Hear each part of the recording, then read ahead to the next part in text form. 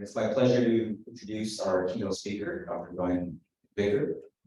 Dr. MacVicar completed his PhD and then subsequently pursued postdoctoral studies at Michigan State University with Manhattan, and then went on to the NYU School of Medicine, pursued studies with adult illness. And then in 1983, he accepted his first acting position at the University of Calgary in the Department of Physiology and Biophysics. Position he held until 2003 when he moved to UBC, where he currently holds the CRC Tier 1 chair in Neuroscience. And from 2014 to 2019, Dr.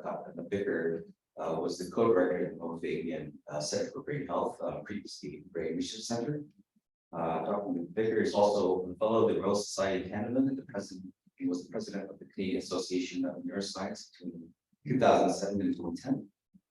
Dr. MacVicar's research is focused on the interactions between neurons and their surrounding support cells that are called Glia. In 1984, it was one of the first to show that Glia, previously thought to be inert, can display neuronal-like activity, including ion currents in response to neurotransmitters. Since then, his work has shown that Glia, including astrocytes, microglia, and oligodendrocytes, are not just supportive cells, but are active participants in brain activity, both responding to and altering activity of neurons. Dr. MacVicar's research work on Glia and their interactions with neurons have been published in a lot of the top tier journals, including Nature, Science, Cell, and Neuron. Dr. MacVicar's contributions to neuroscience have transformed our concepts of how brain activity is controlled and how cerebral blood flow is maintained to support a healthy level of brain activity. In addition, his research group has also made significant contributions to advanced imaging techniques. So it's my pleasure to invite you. Thank you very much, Frank. Well, it was a real pleasure to participate in this symposium. And it was a pleasure also to think about brain resilience. So it's just got me thinking about the relationship of what I've been working on for years and the concept of brain resilience. So, and I'm going to see if I can convince you about the fundamental importance of the glia to brain resilience, because the nerve cells are a bit of the stars, of course, of the brain, but they're the weak cells that need support from the glia. And I'm going to touch upon a number of issues covering how the glia are absolutely critical for supporting neuronal function, and how the plasticity of glial function is extremely important in maintaining a healthy brain and response to different conditions and challenges. So thank you for the invitation, and I look forward to the discussion after my talk. So I've got two computers here I have to play with. So, okay, so my disclosures. I have some conflicts, but they're not related to the talks.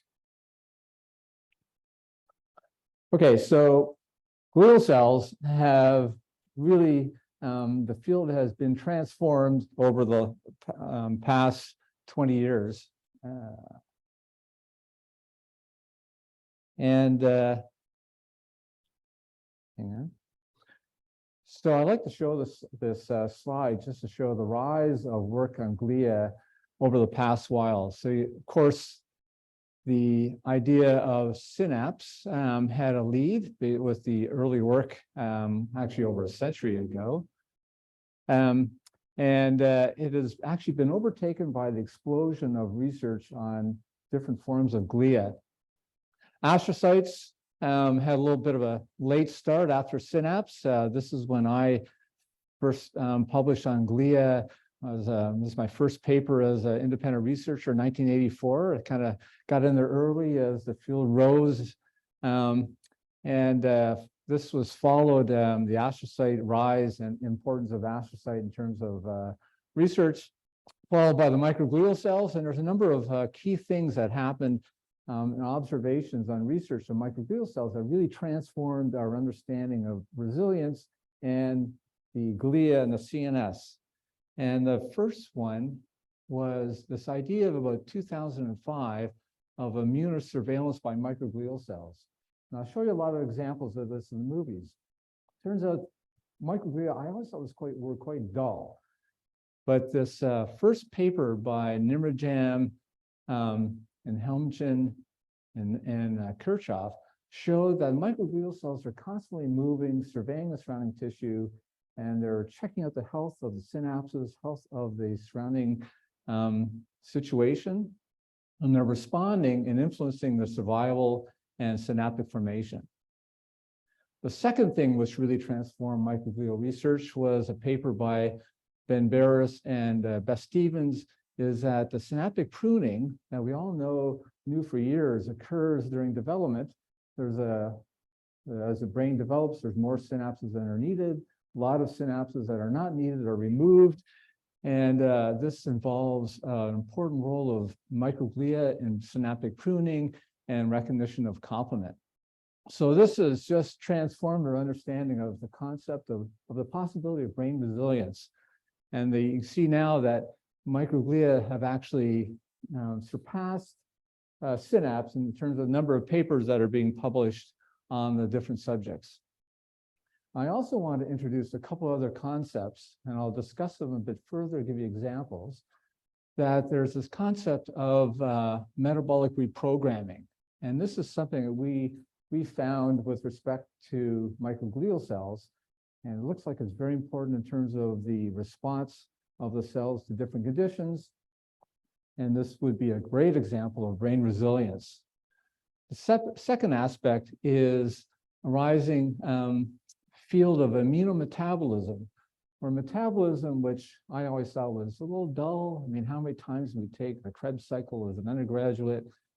Too many times. But it turns out immunometabolism, the metabolic signals with the metabolic function of the TCA cycle and glycolysis, these are also very important signals in terms of modifying the immune function and reaction of the glial cells to changes in the surrounding tissue. Big effect in diabetes. This is diabetes, and this is the rising start of immunometabolism and brain function. So just give an idea of the different types of currents that are changing our thinking in terms of CNS.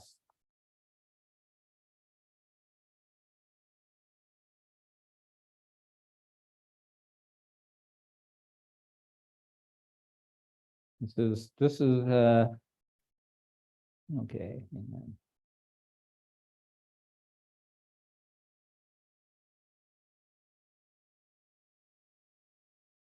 Success. Okay, so I'm going to talk about astrocytes and microglial cells and just give you a little summary over a simplified view. And astrocytes and microglial cells here, they both tile the brain. They're fairly small cells. Astrocytes are larger than microglial cells. They completely cover the CNS in terms of touching each other and tiling the system. Astrocytes, extremely important for taking up glutamate. But the other function I want to focus on, I'll mention again, is that they protect neurons from oxidative stress through the production of glutathione. Microglial cells are the immune cells of the brain. They act as macrophages. They often generate oxidative stress, and they have this function of the surveillance of surrounding brain health. I will learn which computer I'm working on here. Sorry about this.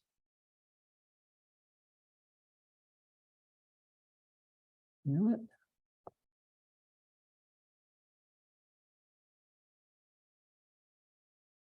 I've seen this before where the movies are messed up by sharing the screen. Can I move this?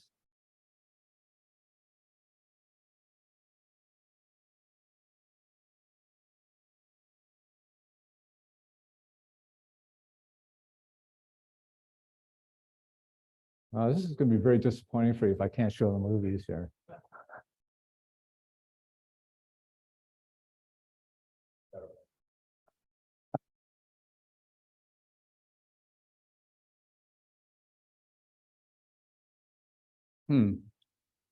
Okay, so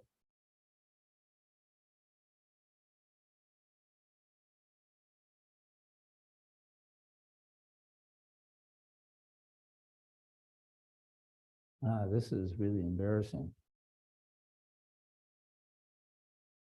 Okay, I'll just move on to this aspect here. So the astrocytes, the microglial cells are constantly moving. And if you had seen the movie, if you visit my lab, I'll show you the movie or after the talk.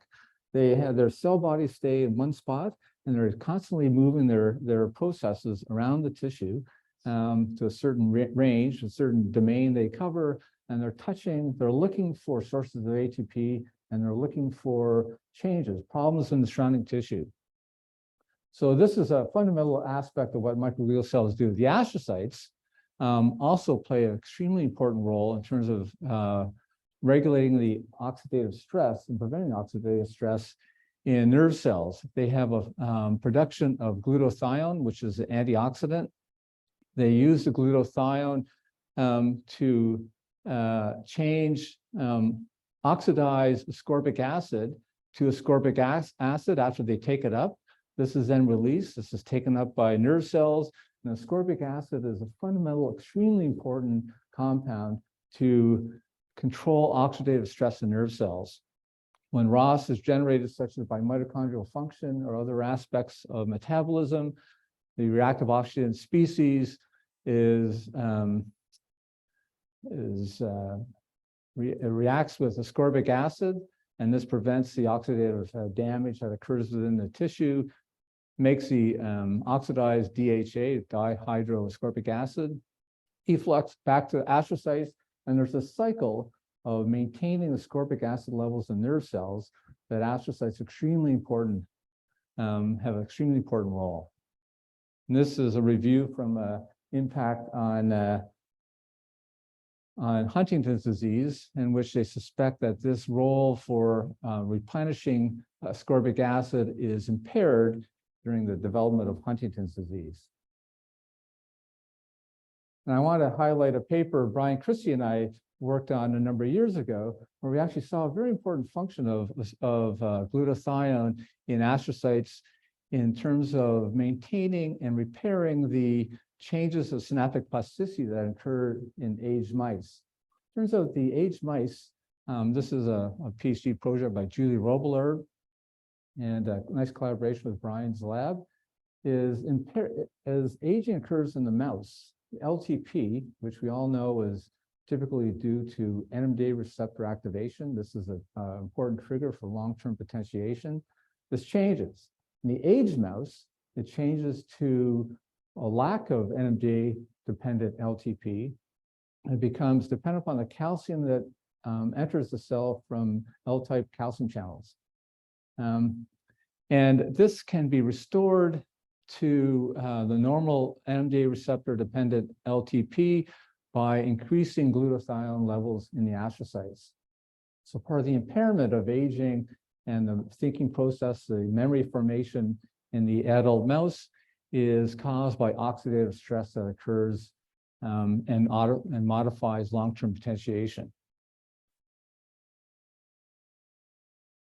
So we have microglial cells are dynamic, are moving, extending, checking the health, and astrocytes are kind of protective. They take up glutamate, and they also maintain oxidative levels in the central nervous system. I also want to stress, I think even a lot of my colleagues down the hall at UBC a little confused about, is there a difference between astrocytes and microglial cells? And I want to just reinforce this idea. These are absolutely totally separate cells, even though they're both called glia. They come from different developmental origins. Astrocytes develop from neuroectodermal progenitor cells, and microglial cells have a very strange way of developing. They're part of the hematopoietic stem cell lineage, but at a certain time, these precursors from microglial cells migrate into the brain. They leave the yolk sac, migrate into the brain, and then they proliferate and tile the whole central nervous system. Okay, so we're talking about totally different cells, even though they're both called glia. And I have a couple other concepts that I want to touch upon, and I'll mention our evidence for these as I get to this point. This is very strange.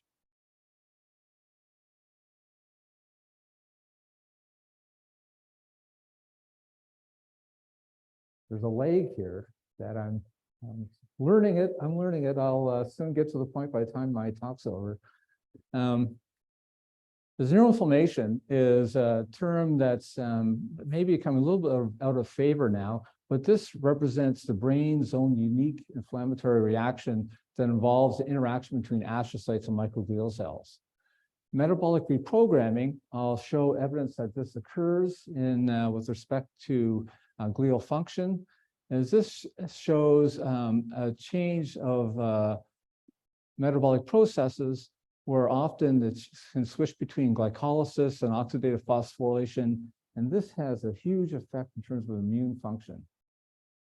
Immunometabolism is a description, it's a term used for the impact of metabolic changes in the cells in terms of affecting immune function.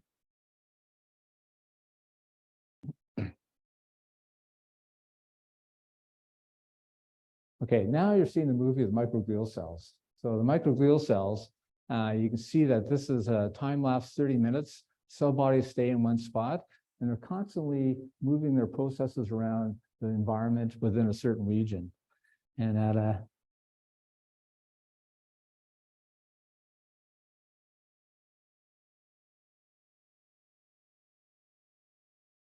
was really surprising. This is a normal conditions in a brain tissue or in vivo. You can see this.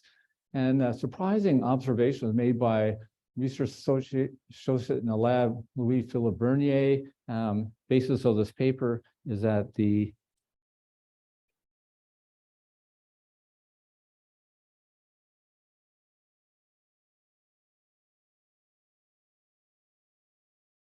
normal surveillance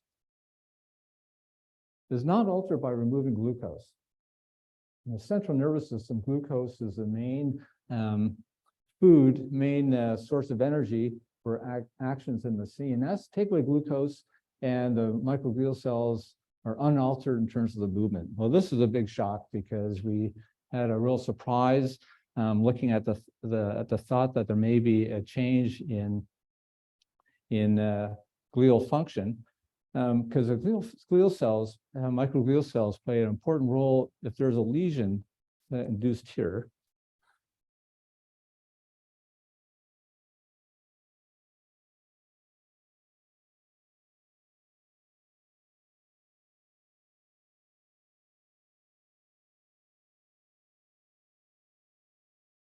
Okay, these three things are out of sync.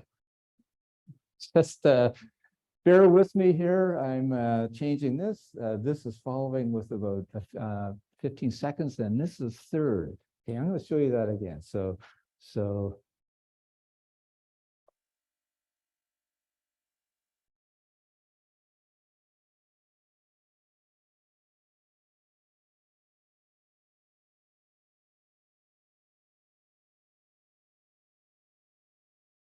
man.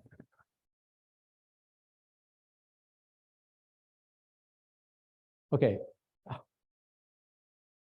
My apologies. The timing of this is okay. Here we go. You can see that as a lesion occurred there, all the microglial cells surrounding the lesion, this is induced by a high-power lesion, induced by high-power laser light illumination.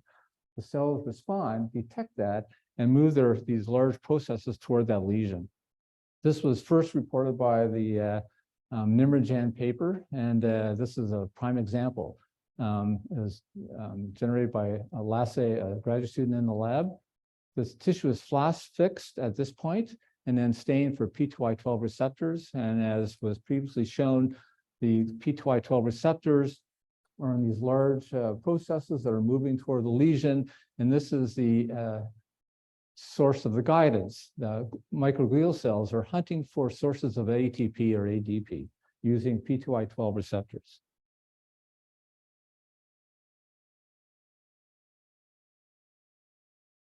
And part of the function when they actually touch and surround this lesion as they prevent the spread of damage. We're under control conditions where the microglial cells surround this lesion. the lesion does not grow in size. Well, we have several conditions to stop the spread of the microglial processes. This lesion expands with time. So part of the function is just the containment of the lesion. And it turns out that just synaptic activity causes release of ATP to a certain extent, and this is part of the driving for microglial cells searching for sources of ATP, as active synapses are causing the efflux of ATP, and this will then cause microglial cells to hunt for these active synapses to check them out.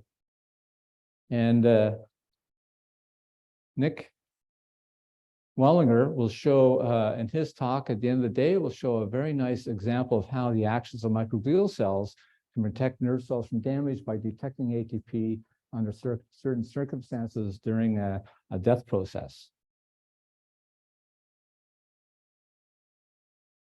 Okay, so the microglial cells are hunting for ATP, but there's a second thing they need to do. They need to touch the membranes and detect changes in the membranes that indicate a pathological condition.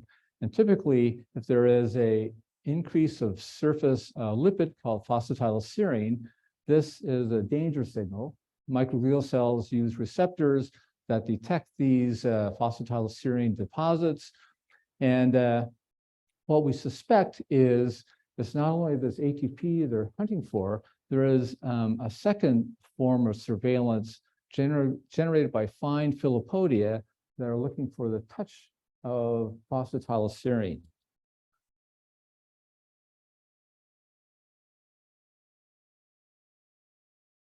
This is an example of these large processes. You can see the extending around the tips of these large processes. There's filopodia that are 1/10 the size of large processes. These processes are about 2 microns. The filopodia are about 100 nanometers, and they're scanning the tissue around the growing tips at a much faster rate than the actual processes. So this is an example of the filopodia, the direction of a large process, which would be a large process about 2 microns, and the filopodia scan in all directions around the tip. And within a time of about 5 to 10 minutes, these colored dots show the distribution of where the filopodia are scanning around the growing tips. And so you can see that they're scanning a large area around where the process has gone to. The speed of the movement of the filopodia is 10 times the large processes. So the scanning by these fine nanometer 100 nanometer filopodia is much faster, lots of different directions, and it is, these are much smaller, about 100 nanometer.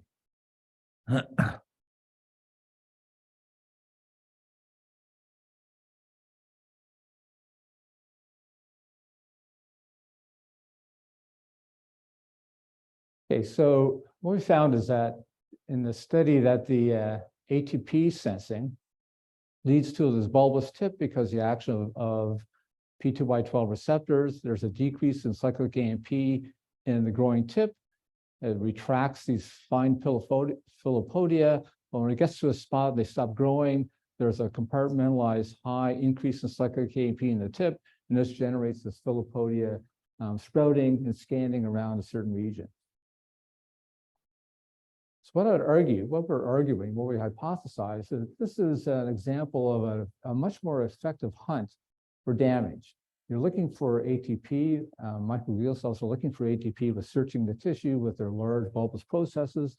But what's most important, they want to find also these spots where there's phosphatidylserine, which means the synapse has to be removed, or it might be damaged in a certain part of the membrane that needs to be repaired. And there's a mathematical analysis of foraging. There's a nice, interesting Nature paper 2010 is marine predators, for example, or other types of large predators. The most effective way to search for prey is to go to one distant area and search carefully in that area, and go to another distant area and search carefully in that area with high resolution. This is called a levee flight. Long trip, intense searching in a distant area. And the argument is that this is much more effective than intense searching all the way to different regions, much more likely to find prey. So it's much, I would argue this is much more likely for the microglial cells to find areas that there's a problem, there has to be damage, has to be repair.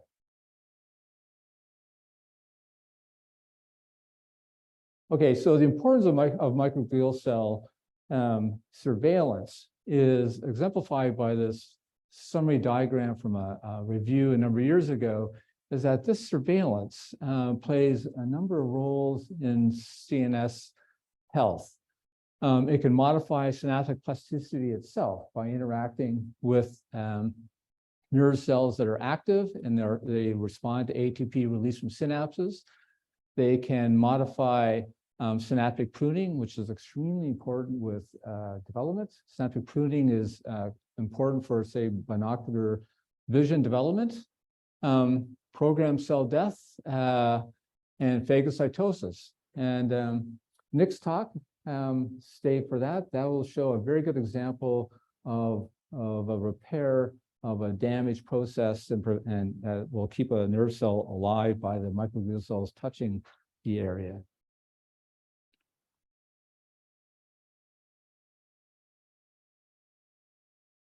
Okay, so now I'm going to talk about a couple aspects about changes in microglial function that develop because of metabolism, metabolic reprogramming, and alterations that occur with activation of different receptors as part of the protective role that microglial cells play in terms of CNS function.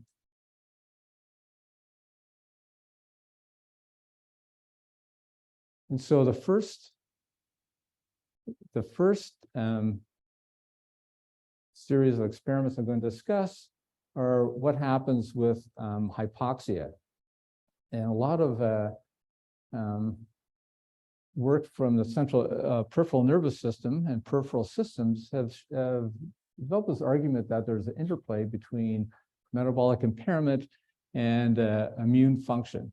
Is that the idea of hypoxia and innate immune responses overlap and there's an interdependence. So we want to look at, is there an effect of hypoxia in terms of microglial function modifying synaptic transmission? Just a simple hypothesis based upon the observations in the central nervous system and the peripheral nervous system. And the combination was to take an inflammatory stimulus, which is in this case is lipopolysaccharide. This is a component of a gram-negative bacteria, and apply it onto brain slices, a hippocampal brain slice, and combine it with hypoxia or not. And we examine synapses evoked by CA3 onto CA1 and measured the impact on synaptic transmission. Pretty simple hypothesis, follow a simple-minded hypothesis based upon the peripheral work. This is a work from Jingfei Zhang a number of years ago. And what we found with the two stimuli separately applied had these effects. LPS had no effect on synaptic transmission. Reducing oxygen to a much lower level caused a transient depression, which recovered when oxygen was reintroduced. And this is due to the transient release of adenosine caused by hypoxia. Now, the surprise was when we combined the two, there was a long-term depression that persisted after the oxygen was reintroduced. This is the normally without the LPS. With LPS combination with low oxygen, there's a long-term depression.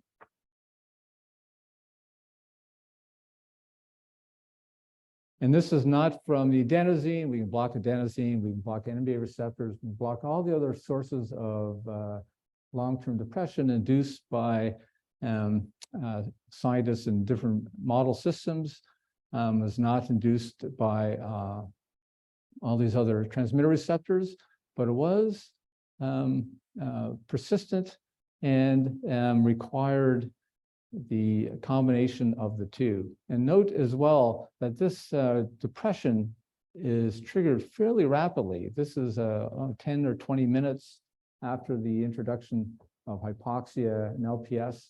very fast reaction inducing long-term depression. There's a number of targets for LPS.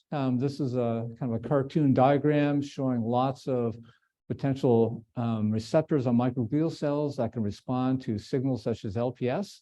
And what we're going to show you is that this response is due to the generation of reactive oxygen species from NADPH oxidase, an enzyme that forms in the membrane that's driven by the action of a complement receptor 3 when it binds to LPS. And we know this is microglial specific and dependent because the complement receptor 3 is only found in microglial cells. And there's a nice knockout shown here. This is CD11B knockout. So there's no functional complement receptor 3. Complement receptor 3 is formed by CD11B and CD18. And without one of them, it's non-functional. In the case we do the same experiment, I'll show you what the interpretation of the experiments are, is that the generation of LPS and hypoxia generates a cloud of superoxide around a microglial cell, that this leads to the internalization of AMPA receptors. And this is the course of the LTD. And we know this is microglial cell dependent because in the CR3 knockout, this long-term depression did not occur. And we know it's long-term depression. We know it's also not TOL4 dependent. This is the canonical LPS receptor. It's independent of that. The TOL4 knockout there's no action. There's no difference.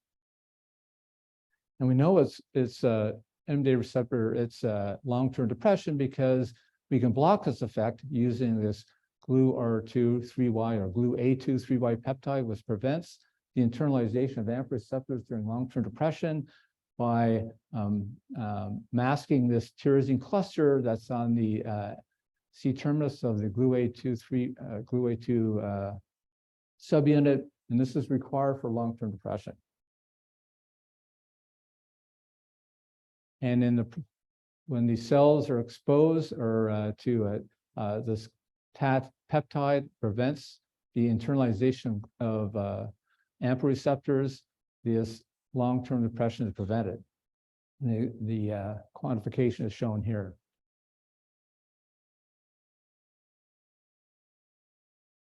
So the interpretation is that activating complement receptor 3 in microglial cells and combined with hypoxia to increase, in this case, lactic acid, because we can mimic it with lactic acid, drives this process at a faster rate, creates more NADPH, which is fuel for NADPH oxidase to generate superoxide in the extracellular space.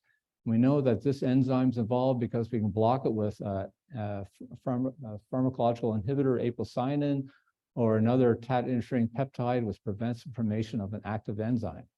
So this is a metabolic change, drives this forward at a faster rate, combined with the CR3 activation. And it's through superoxide because we can scavenge the superoxide with ascorbic acid and prevent this from happening, and we can mimic it with lactic acid. So this is our first foray into metabolic reprogramming, is that changing the microglial cells' oxygen levels can drive forward a process that can lead to long-term depression at a much faster rate. An example of almost immunometabolism, but I'll show you another example where the metabolic reprogramming plays a quite remarkable effect on the function of microglial cells.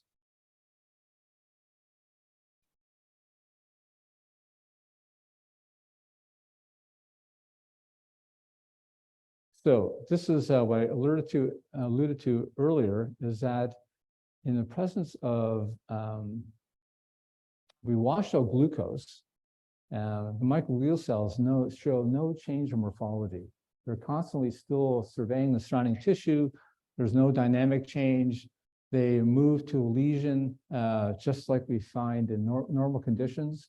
which is a huge surprise because glucose is the main fuel for brain function. Very little evidence for other fuels being imported across the blood-brain barrier. And this is a paper by L.P. Bernier and L.E. York, showing that this is microglial cells moving in aglycemia. There's no discernible difference. We measured lots of different parameters. The movement dynamics is quite similar. The response to lesion is the same, even in lack of glucose. We did in vivo with a insulin shock in the mouse, reduced glucose to quite low levels. There's still this dynamic nature of the microglial cells in the tissue. They still move to the lesion. So this is quite a surprise. At the time, we wanted to investigate what exactly is the substitute metabolite that the brain's supplying to the microglial cells. How can microglial cell function still occur when there's no fuel source from the typical supply? So we need to be able to see the metabolic changes within the individual cells. The microglial cells, this is an extreme challenge. It's difficult to look at the metabolic response of a small cell in tissue that's dominated by the number of astrocytes or nerve cells.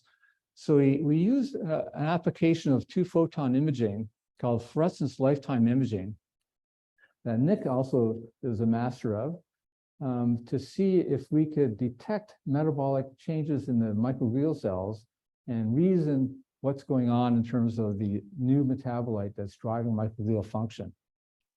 And this is, you don't really need to, I'll briefly go over this.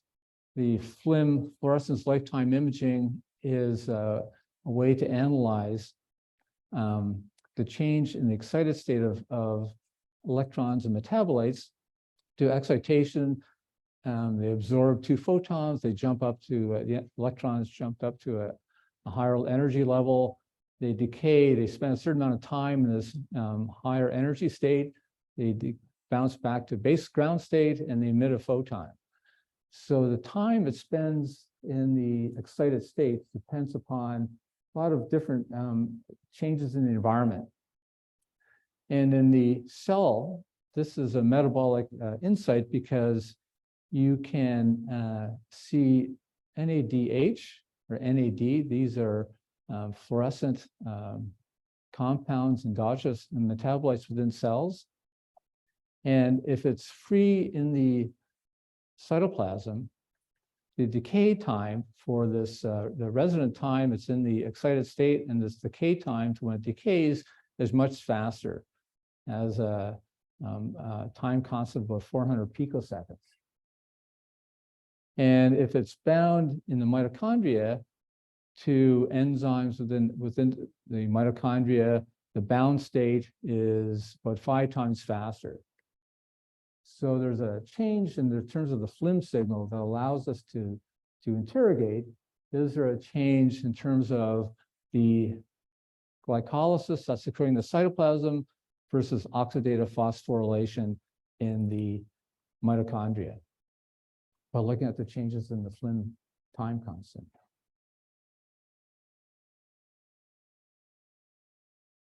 And what we find is that, this is a typical example, we fit the decay time and do an estimate of the decay. We can identify the microglial cells by certain staining patterns and look at the change in the mean time constant. Okay, so the work came with this conclusion is that there's an alternative carbon source, is that there's no glucose. It's all washed out there. So the microglial cells are indeed using oxidative phosphorylation, and they're using alternative carbon source because they do not have glucose coming in. There's no glycolysis. So what we conclude and what we show is that this is glutamine from astrocytes. There is a response, survival protection, but the astrocytes are now stepping up. with that, the lack of glucose, they're providing glutamine, and the microglial cells are now changing their ability to use a metabolite, and now they're increasing the use of glutamine. And this is a process that's driven by the master regulator of metabolism, mTOR. We show this because we can prevent glutamine uptake using different inhibitors of uptake process. We can block the regulator of metabolism, which allows changes like this to occur, and prevent this change in microglial function by blocking their ability to use glutamine. So it shows a remarkable metabolic flexibility of microglial cells. When there's a lack of glucose, they can switch to using glutamine, and somehow the astrocytes, we haven't quite figured this part out, the astrocytes are responding in such a way that they are supplying more glutamine to the microglial cells, and the microglial cells have a metabolic switch to adapt to these changing environment to still keep the nerve cells alive and do their immunosurveillance.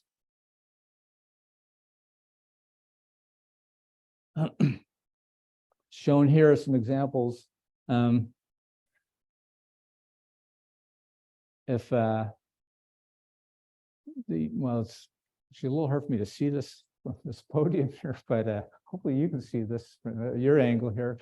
The microglial cells movement is still occurs. So here's a lesion.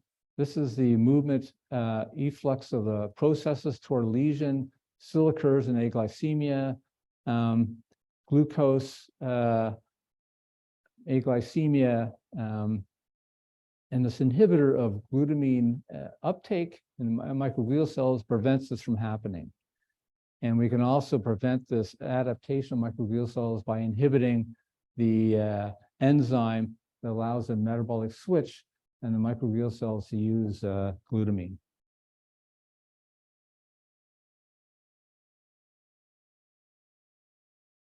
Okay, last aspect I want to talk about is metabolic reprogramming that is required.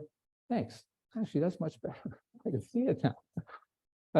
Metabolic reprogramming that is important for altering the function of the microglial cells under different triggers. And this is another example of an effective LPS of microglial cells. And this is indeed through the canonical Toll-4 receptor. And that LPS is a very potent activator of. And this is in contrast to the complement receptor 3 linked to NADPH oxidase and generation of superoxide. Okay, what I'm going to deal with here, I'll show you that this pathway plays a very important role in terms of metabolic reprogramming, and that metabolic reprogramming of the microglial cells is actually required for their immune function to alter synaptic transmission. Okay, and this is Ellie York, who did this for her PhD. And this came out of work from the peripheral system, is that there's a lot of work where there's the idea of oxidative phosphorylation is protective. When immune cells have oxygen and glucose, or making oxidative phosphorylation as their main supply of energy, they're usually anti-inflammatory. And when they start to go toward the glycolysis side without oxygen, they become pro-inflammatory. So it's this balance between anti-inflammatory in oxidative phosphorylation versus pro-inflammatory when it's mainly glycolysis. And this is linked to the metabolites that are formed during oxidative phosphorylation, principally, or during the sample where you just have oxidative glycolysis. And a review, if you want to look at more details, this is covered quite extensively in a view in TINS a few years ago. So in the research is, again, doing with hippocampal brain slices, looking at synaptic responses in CA3 to CA1, and looking at the actions of synaptic stimulation with or without LPS. So this is an example of baseline high frequency stimulation. There's LTP persists normally, And when the tissue is incubated in LPS to activate Toll-4 receptors, the LTP does not persist. And this is following work by Marina Lynch, did a nice series of papers that LPS triggers interleukin beta release, 1 beta release, and this impairs LTP in memory in vivo and alters stuff in brain slice. So we show this is interleukin 1 beta involvement because this LTP is inhibited by LPS. This is normal LTP, this is an LPS, and we can prevent this effective LPS by inhibiting the interleukin 1A receptor with the interleukin 1 receptor antagonist. And this is Toll-4 dependent because in Toll-4 knockout, this depression, this loss of LTP does not occur. Okay, so we have a model where just following this other work is that LPS, interleukin 1 beta, causes this loss of LTP. So what happens with metabolism? We have FLIM, we can look at the metabolic interrogation of the microglial cells and see how the microglial cell change. Is there an increase of oxidative phosphorylation versus glycolysis? Is this actually linked to the effects on metabolism? So again, we look at FLIM, either the free NADH from glycolysis or the bound NADH by in the mitochondria. And we can compare normal conditions, LPS, and we have a way of inhibiting, depressing glycolysis by using 2-deoxyglucose, which is taken up and competes with glucose in the glycolytic pathways. And we can compare this with LPS. What we find is that the NADH changes and makes sense is that with LPS, there's a decrease consistent with glycolysis, that the increase, the 2-deoxyglucose reflects the increased oxidative phosphorylation. And this shows consistent with the idea that there is an impairment of LTP that's blocked by the LPS-stimulated increase in glycolysis.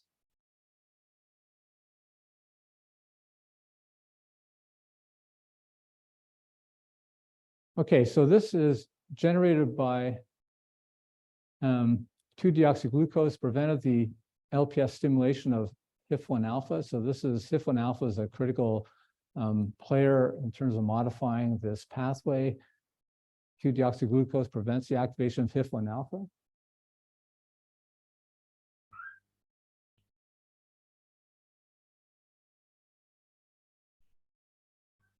And LPS normally causes a large amount of interleukin 1 beta release, and this is blocked by 2-deoxyglucose. But this is selective for interleukin 1 beta. There's no effect on some other cytokines, KC-GRO or interleukin 6, and TNF alpha is affected, but not to the same extent. So the conclusion is that 2-deoxyglucose blocked the LPS-induced production of interleukin 1 beta and TNF alpha by inhibiting the glycolytic pathway and in this metabolic pathway.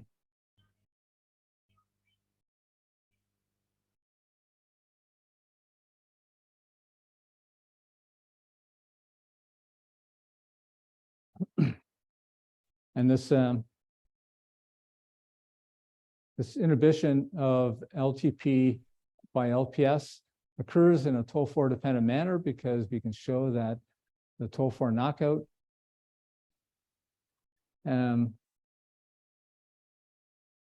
Toll-4 knockout, this is gone. This is LPS. And this is the knockouts here.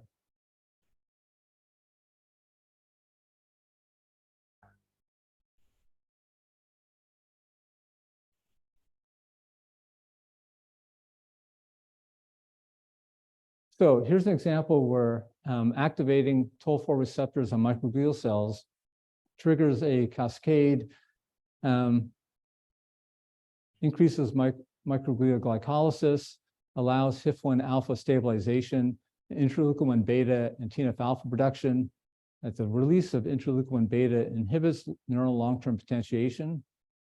And the cytokine release in LTP was rescued by preventing glycolysis by introducing 2-deoxyglucose to inhibit the glycolytic pathway.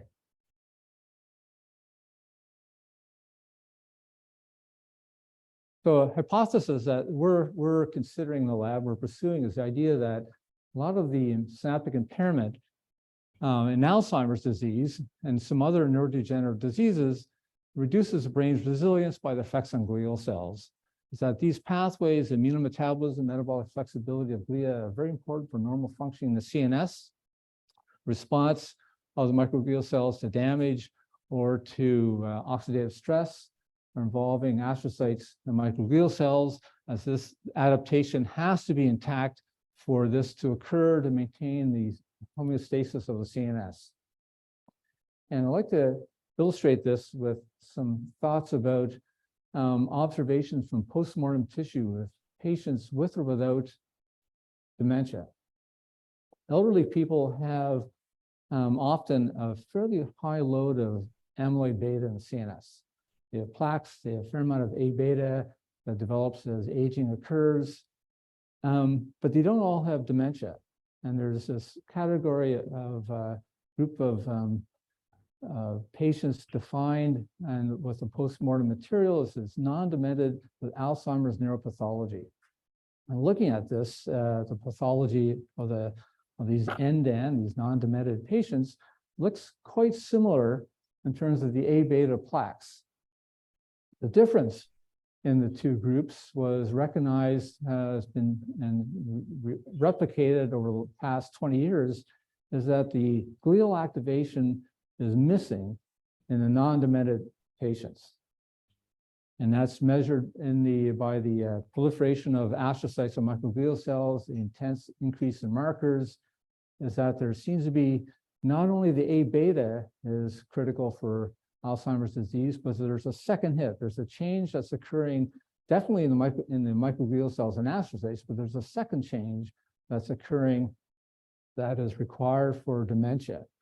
And so this is something we're kind of pursuing is what is occurring in the tissue using the tools we have for looking at the change in metabolism, metabolic reprogramming, responses, the release of cytokines, what exactly is changing in the tissue that may underlie this change in resilience and this impairment of cognitive function, which presumably is underlain by the changes in terms of synaptic efficacy.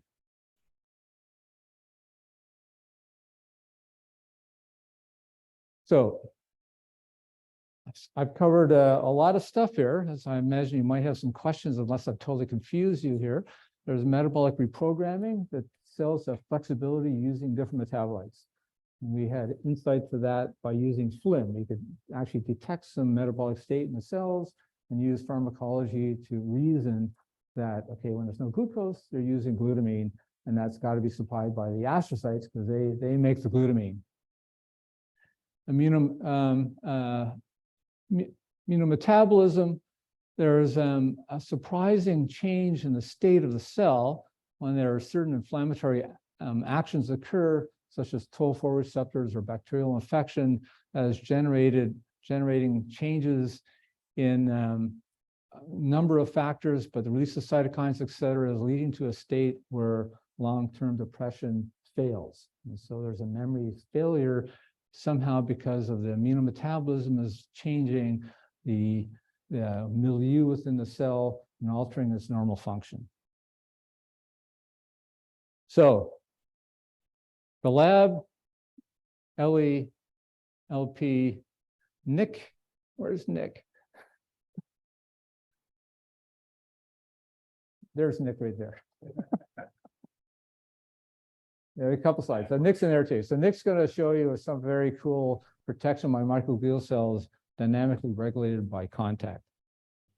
Hey, any questions?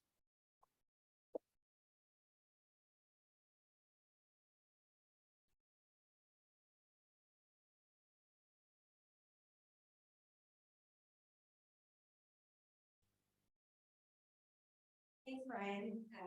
For those on Zoom, Brian Kent from SU. Brian, it's a really great talk, lots of information about Glia. It's been a while since I have been updated on my this wonderful. A few years ago, so touching on your last point, which sounds like you are studying now, looking at Glia activation and Alzheimer's disease pathology.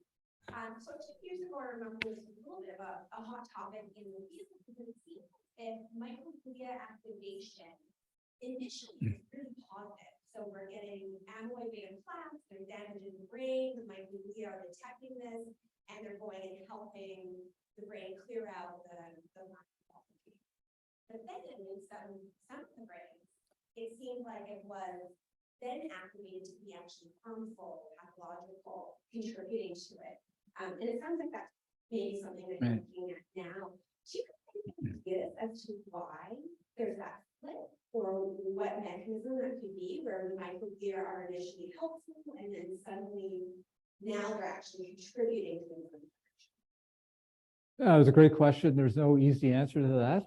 But what we have looked at the activation of reactive oxygen species in the tissue with the hypothesis that the microglial cells are generating the ROS that occurs around plaques. It is another change that occurs with dementia patients. They have increased ROS observed in the nerve cells around a plaque.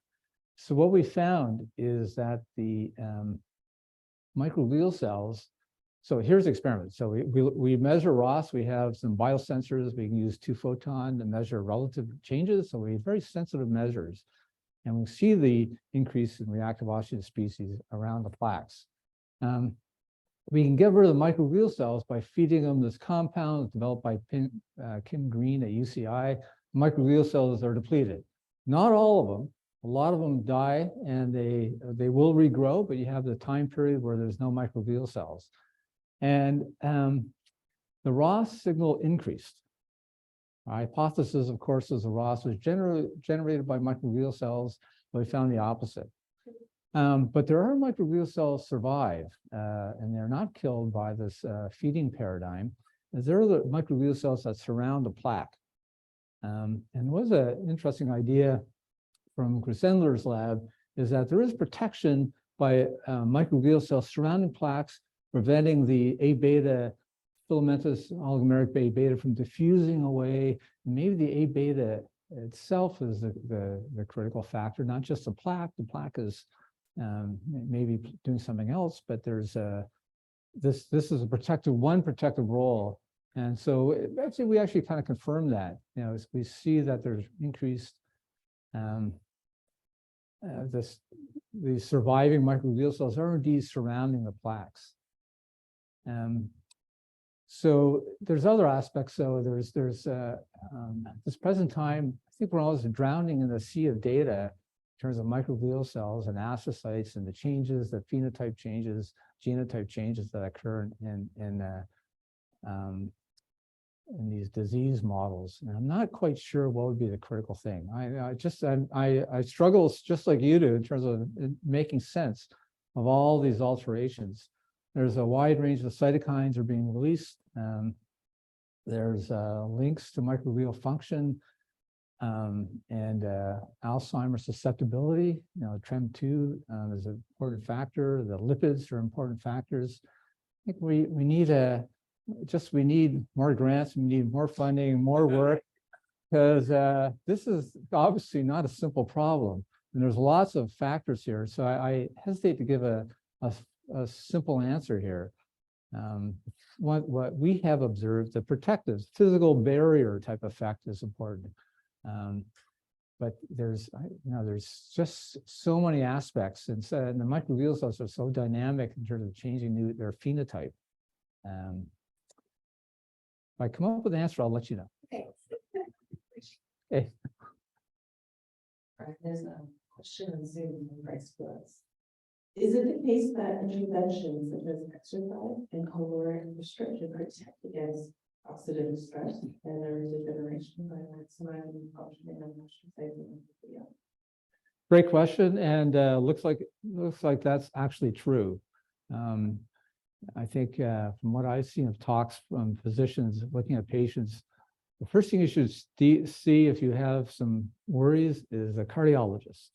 And keep your heart function going and keep your brain blood flow at high levels. So exercise, absolutely important. And ketogenic diets, they seem to have a big effect in terms of inflammatory reactions. Microbiome, there's definitely links to microbiome and gut bacteria in terms of susceptibility to different diseases, MS, Alzheimer's. So there's lots of factors at play here that we need to resolve the importance, but all those are important. Exercise is one of the big things. It's all the things our mothers told us: have friends, get a good night's sleep, eat your greens, fruit and greens. These are all the healthy route to decreased chance of getting Alzheimer's. Kalina Christoph here, UBC. Thanks so much, Brian, for this great overview. I have tons of questions. I'm trying to limit it to 2 questions, not creating as one. Throughout the talk, I kept thinking about the functions of sleep and the functions that have been attributed to sleep in terms of synaptic cleaning, synaptic maintenance. My question for you is, do some of these processes occur more so during sleep, or do they occur differently during sleep, such as slow wave sleep? And my second question, which I couldn't even ask the first one, had to do with distribution of microglia throughout the brain, specifically cortex versus living structures like the hippocampus. Are there more in the hippocampus versus cortical regions, or are they equally distributed across the brain? Based on the LTP functions, there tend to be higher in places like the hippocampus, but also based on the oxidative processes that may be happening more in some regions than others. So great questions. I'll answer the second one, so I remember what that was. So the microglial cells are pretty much distributed throughout the CNS. And it turns out there's interesting studies. If you kill microglial cells, they will regrow and reproliferate with the same kind of distribution. Some will grow from within the CNS, as well as some of the hematopoietic stem cells will enter the CNS and regrow and retile the CNS. So there is a constant growth so that there's a kind of a constant number of microglial cells in the CNS. And your first question, what was the first question again? Sleep. This is a great issue. I think there's I've gotten kind of interested in this recently because there could be a circadian rhythm of different proteins being expressed. Absolutely. I think some of these effects, we're always looking at the same zeitgeist. Yeah, we're looking at the same time, and I'm thinking we should look at this. This is a great question. We don't have any data on that, but there's absolutely rhythms and changes that are important, and we should be monitoring that. I think we have time for just one more question. And some of your students.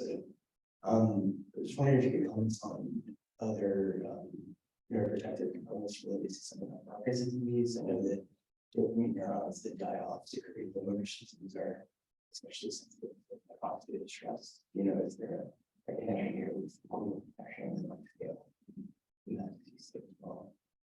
Great question. We've looked at the substantia nigra. The microglial cells are really intense in there. They're really surveying the cells very rapidly. But it's a little difficult to image just because there's so much myelin in the area. But there's definitely a sensitivity to oxidative stress. And this is an example where we're looking at what's the target. Absolutely, the dopamine cells are targets, but we're also finding the blood vessels. This is why I think the blood vessels, we got to keep our blood vessels healthy. Otherwise, there's no point doing neuroprotection. And I think there's a sensitivity of that in the substantia nigra to oxidative stress, in addition to what the dopamine cells suffer from as well. At this point, I'd like to thank Dr. for this great talk and for persevering through